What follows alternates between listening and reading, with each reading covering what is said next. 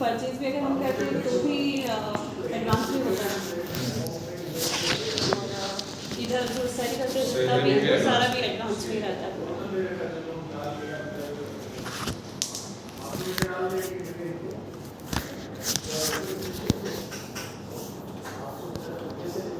अगर ऐसी कोई आइटम जो वहाँ नहीं मिल रही आप यहाँ से ले लो तो बट ऑब्वियसली बात है कि आप एडवांस में भी ले लो। हाँ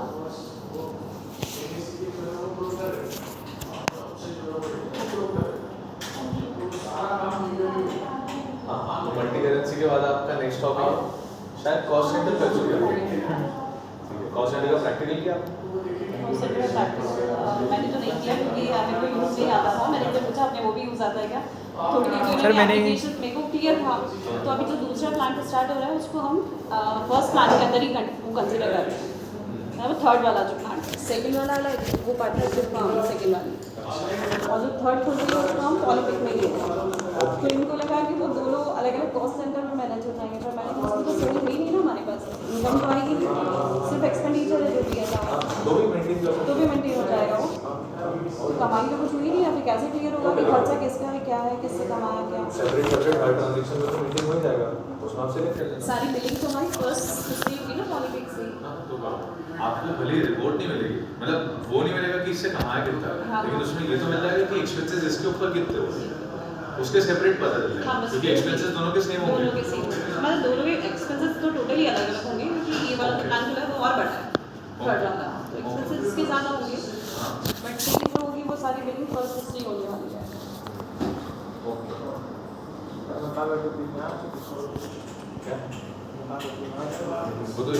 ये मैंने कॉस्ट सेंटर का किया था इसका किया था। कॉस्ट सेंटर की बात में अगला इंटरेस्ट कैलकुलेशन क्या है?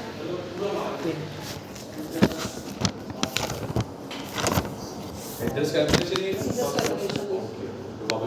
सर इंटरेस्ट ऑन कैपिटल कुछ होता है? इंटरेस्ट ऑन कैपिटल वो तो देखो शेयर्स के ऊपर नहीं रहता। स्कूल वाले ने 5 दिन से वही चैप्टर हला रहे हैं। स्कूल वाले 5 दिन से वही चैप्टर चला रहे हैं। इंटरेस्ट ऑन कैपिटल क्या बात कर रहे हो? अकाउंट का है ना फर्स्ट चैप्टर 12th में। अकाउंट में एक फर्स्ट चैप्टर में इंटरेस्ट ऑन कैपिटल पार्टनर को इतना इंटरेस्ट देते हैं, ऐसे कुछ देते हैं क्या? पार्टनर को कुछ देते हैं कैसा इंटरेस्ट ऑन कैपिटल? नहीं देते ना, वही तो फालतू जैसे पढ़ाते रहते हैं। कुछ तो होगा, समझना पड़ेगा। मैंने तो पहली बार सुना है इंटरेस्ट ऑन कैपिटल। हेलो मतलब उसको इंटरेस्ट देते हैं कुछ, उसने जितनी कैपिटल लगाया उसका इंटरेस्ट देते हैं उसमें।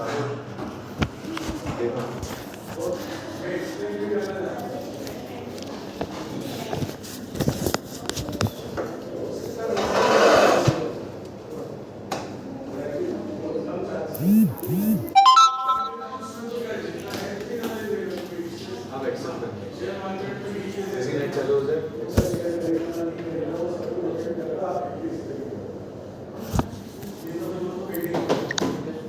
यस इंटरेस्ट कैलकुलेशन में तो फिर कुछ दूसरा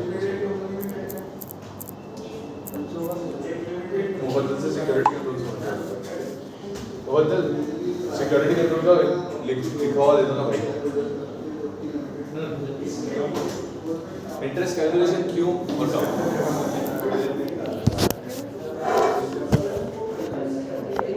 कैलकुलेट करते हैं अपना जैसे एफडी है, इंटरेस्ट जो इंटरेस्ट हमारे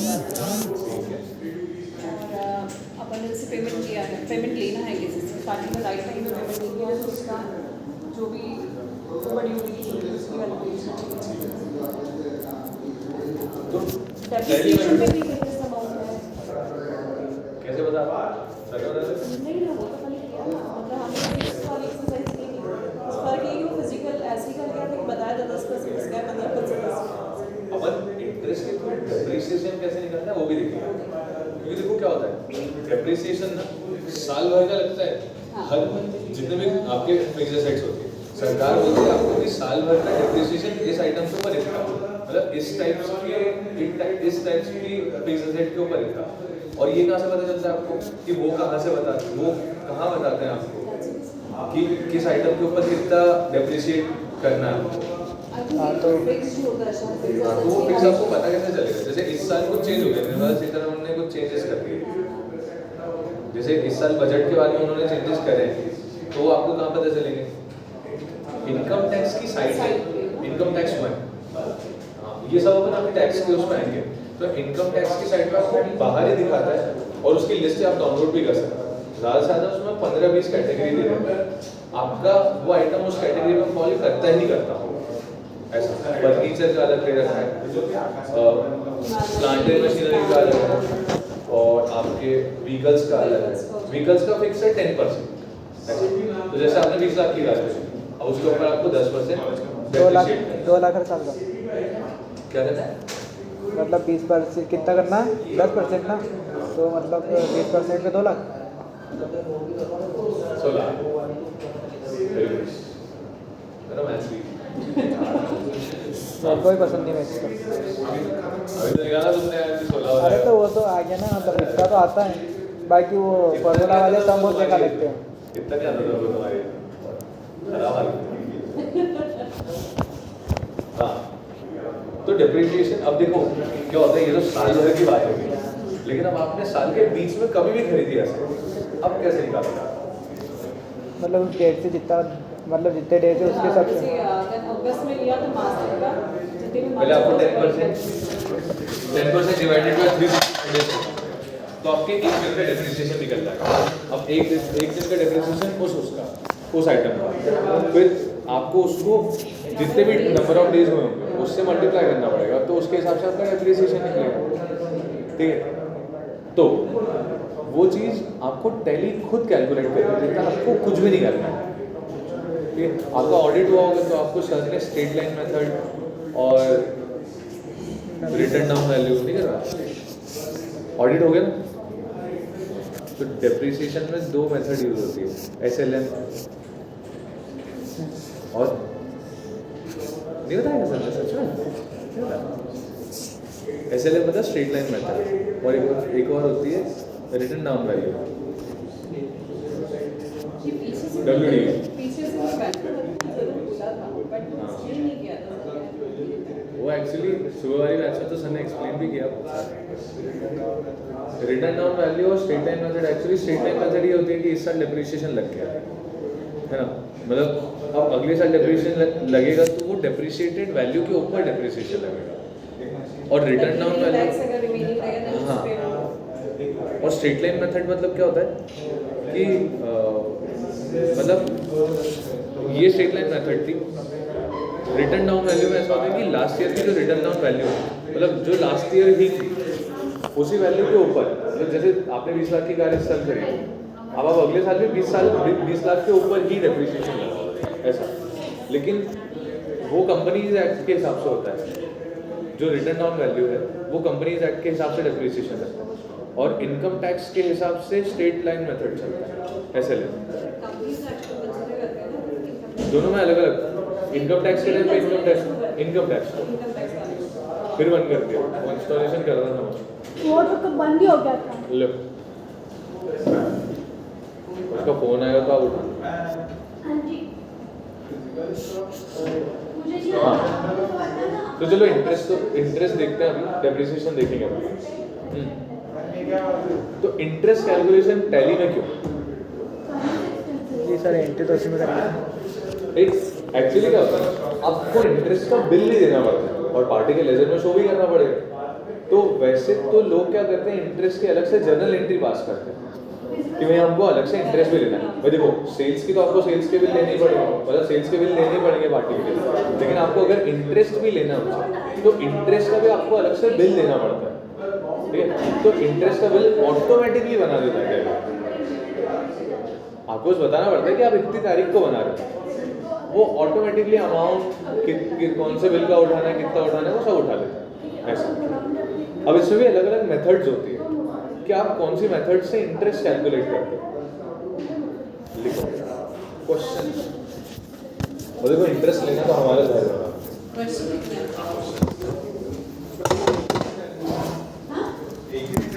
तो आंसर ऊपर ही आना चाहिए। आज अपन अपडेट करेंगे तो आज को जितना भी कन्वर्जन प्रश्न तो वही से करेंगे। तो क्वेश्चन है एक पार्टी का लेजर लिखो आप। नीचे लिखना 1 अप्रैल सेल्स, 1 अप्रैल को माल बेचा है हमने पार्टी को, अमाउंट 10,000। सिंपल। हमारे यहाँ पे सिंपल इंटरेस्ट लगता है ना, मंथली 2%। अब क्या हुआ, महीने भर तक पार्टी के पैसे नहीं आते, ठीक।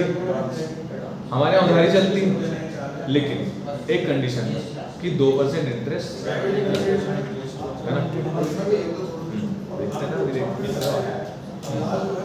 तो 1 मई को वापस से पार्टी है, लिखो 1 में सेल्स 10,000।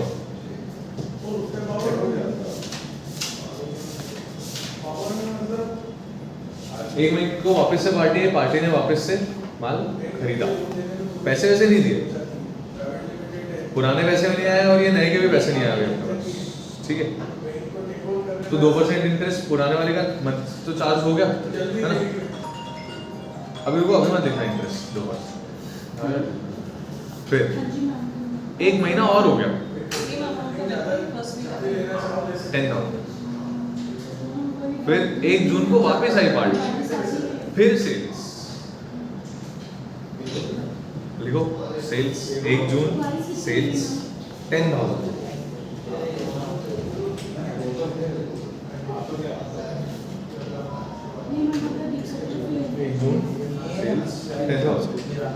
ठीक। अब कितने लेना है पार्टी से आपको? 30,000 लेना है प्लस इंटरेस्ट। अब हुआ ये कि जुलाई में वापस आया, अब पार्टी के इंटेंशन क्या थे कि उसको वापस माल खरीदना, लेकिन अब पानी क्या है, सर से ऊपर। अब क्या, अब उधार नहीं मिलेगा, तो पुराने पैसे दो, इंटरेस्ट सहित और माल ले, ठीक। तो यहाँ पे 1 जुलाई में जब वो आया तो हमने डिमांड करी, भाई ने बाकायदा बोला कि आप बता दो कितना अमाउंट देना है। हमने बोला 30,000 प्लस 2% इंटरेस्ट, है ना, प्लस 2% इंटरेस्ट मंथली, ठीक। तो 30,000 तो प्रिंसिपल आ गया, लिखो 1 जुलाई रिसिप्ट 30,000, 1 जुलाई को रिसिप्ट 30,000 विथ इंटरेस्ट। ये लो पार्टी का कॉल आ रहा है। क्या करना है इनका? ये इनका ही टैली इंस्टॉल कर रहे हैं। हेलो, हाँ जी सर। जुलाई में पैसा आया है ना, 30,000। इंटरेस्ट कितना लेना पता ना, निकाल पूछूंगा, बता। या देखो, हम इंटरेस्ट कम लेते हैं क्योंकि अगर किसी पार्टी को हमने ₹1,00,000 का माल बेचा तो उसमें मार्जिन हमारा मात्र 5-6 हज़ार रुपये होगा। हम तो वॉल्यूम बिजनेस खेलते हैं। अब क्या होता है, अगर उसने पैसा रोक लिया, मतलब अगर उसने 10 दिन रोक लिया, तो मैं ₹1,00,000 रोटेट नहीं कर पाऊंगा इधर से उधर, और रोटेट नहीं कर पाऊंगा तो मेरा बिजनेस नहीं होगा। तो यार अगर उसने 6 महीने रोक लिया तो बाजार में उससे ज़्यादा तो ब्याज आ जाएगा मेरे पास। भाई ₹1,00,000 अगर मैं बाजार में ब्याज पे चला दूंगा 2% पे, तो मेरे को 6 महीने के कितने आ जाएंगे? कितने का? हाँ, ₹1,00,000 का 2% मंथली, तो 6 महीने का 12%, मतलब 12,000 रुपये आ जाएंगे। और यहाँ मेरे पास मार्जिन कितना है ₹1,00,000 पे। सपोज 5,000 रुपये कमा रहा हूँ, ₹1,00,000 का माल बेचता हूँ तो 5,000 रुपये आता है। तो इंटरेस्ट तो लेते हैं, अगर 6 महीने उसने पैसे रोक लिए तो इंटरेस्ट तो लेना बनता है, सीधी सी बात है यार, रोक थोड़ी ना सकते, ऐसे कौन से रिलेशन मिलते हैं।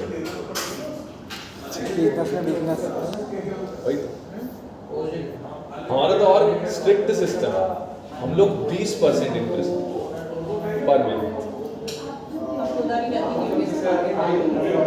आदमी डरता है ना, और देखो हमको भी डराना पड़ता है।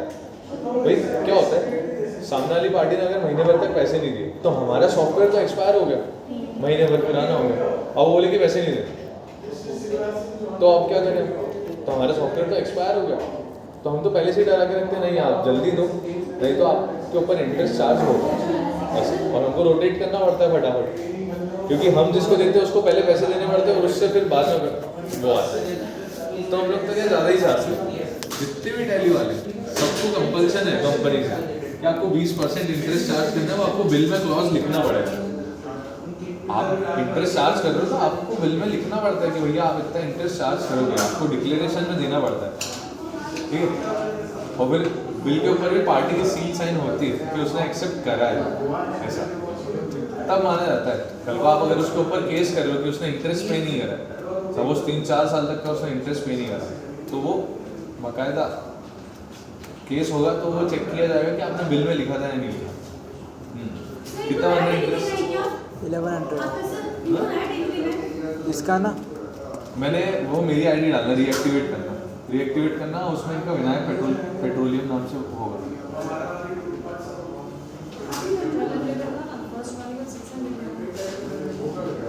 फर्स्ट का 650, 400 और फिर इसका 100।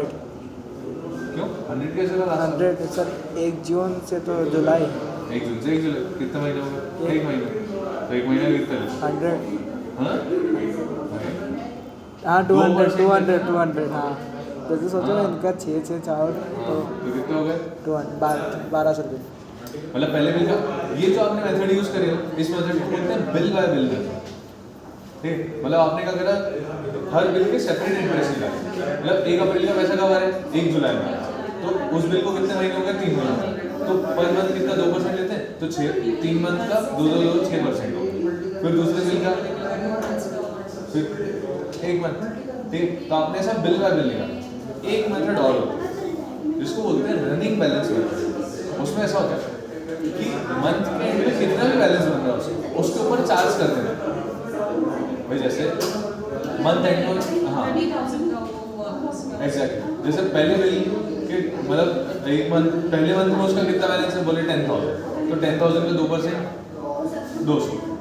फिर उसके बाद में नेक्स्ट मंथ में उसका कितना है, तो 10 नया एक और बिल खरीद लिया उसने, तो उसमें उसका कितना बना है, सेकंड मंथ में 20,000, तो 20,000 में 2%। ऐसा दोनों में डिफरेंस कब आता है? रनिंग बैलेंस मेथड में और बिल बाय बिल मेथड में। अभी तो क्या कर रहे हैं, दोनों में डिफरेंस नहीं आएगा रनिंग बैलेंस मेथड में, एग्जैक्टली।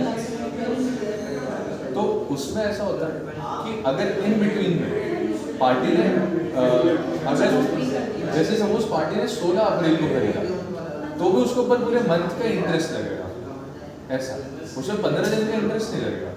बिल बाय बिल में 15 दिन का इंटरेस्ट लगता है।